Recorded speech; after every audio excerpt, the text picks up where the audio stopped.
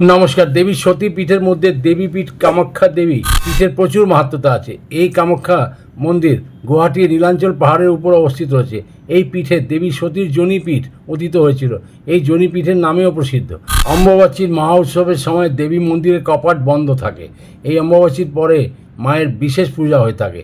তারপরে এই মন্দিরের দ্বার খোলা হয় আগামী 22শে জুন রাত্রি 9:08 পরে অম্বুবাচীর প্রভৃতি অর্থাৎ শুরু হবে এবং অম্বুবাচীর নিবৃত্তি হবে 26শে জুন শুক্রবার রাত 9:32। এই সময় কোনো ধরনের কৃষি কাজ করা যায় না, খনন কার্য করা যায় না, মাটি কাটা যায় না, গাছপালা কাটা যায় না, কোনো মাঙ্গলিক কাজ করা একদমই নিষেধ বলতে গেলে। এই সময় যতটা পারবেন যাত্রাটাও এড়িয়ে যাবেন। এই 3 দিন ব্যবহার করা জামা কাপড় অন্য কাপড়ের সাথে মেলাতে নেই।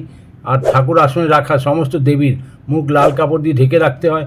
তার মধ্যে কোনো দেবীকে স্পর্শ করতে নেই এবং বাড়িতে যদি ঘরে স্থাপিত করা আছে তাকে স্পর্শ করতে নেই। এই সময় দেবীকে কোনো রকম ভোগ নৈবেদ্য ইত্যাদি দিতে নেই। অম্বুবাচী চলাকালীন তুলসী পাতা তুলতে নেই। শুধু একমাত্র দেবী পূজা ছাড়া আপনি যে কোনো আপনার গুরুমন্ত্র যদি নেওয়া থাকে সেই গুরুমন্ত্র জপ করাটা অত্যন্ত ভালো হয়।